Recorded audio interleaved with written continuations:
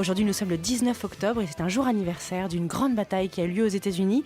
Et figurez-vous que 200 ans après cette bataille, en 1981, l'année de son élection, François Mitterrand s'est rendu en Virginie, à Yorktown. Il était invité par Ronald Reagan, le président américain. Les relations franco-américaines n'étaient pas du tout bonnes à l'époque. Et pourtant, François Mitterrand a utilisé l'histoire pour rapprocher les deux pays. Écoutez-le. Je suis venu commémorer avec vous un événement capital dans l'histoire de l'humanité.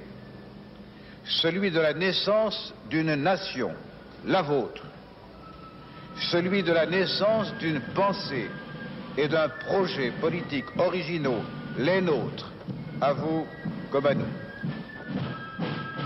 Bonjour André Caspi. Bonjour. Vous êtes historien, spécialiste des États-Unis et aujourd'hui vous nous parlez d'un événement qui a eu lieu le 19 octobre 1781. C'est la victoire franco-américaine de Yorktown et elle se déroule en pleine guerre d'indépendance des États-Unis.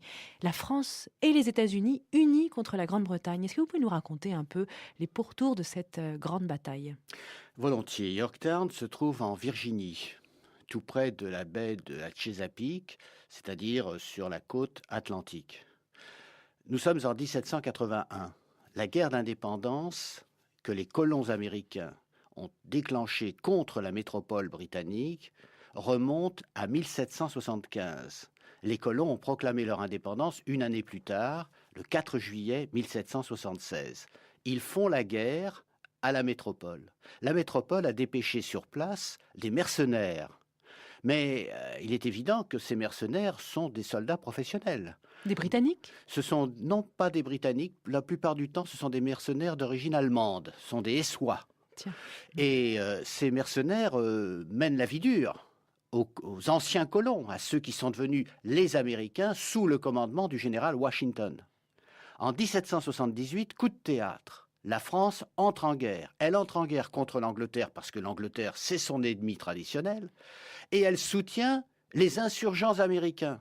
Et alors, ce qui est encore plus extraordinaire, c'est qu'en 1780, elle envoie un corps expéditionnaire en Amérique sous le commandement du comte de Rochambeau. Ce qui veut dire que désormais, il y a des Français qui combattent sur le territoire américain aux côtés des Américains contre les Anglais et qui ont rejoint des volontaires européens, comme par exemple Lafayette, qui lui est parti dès 1777.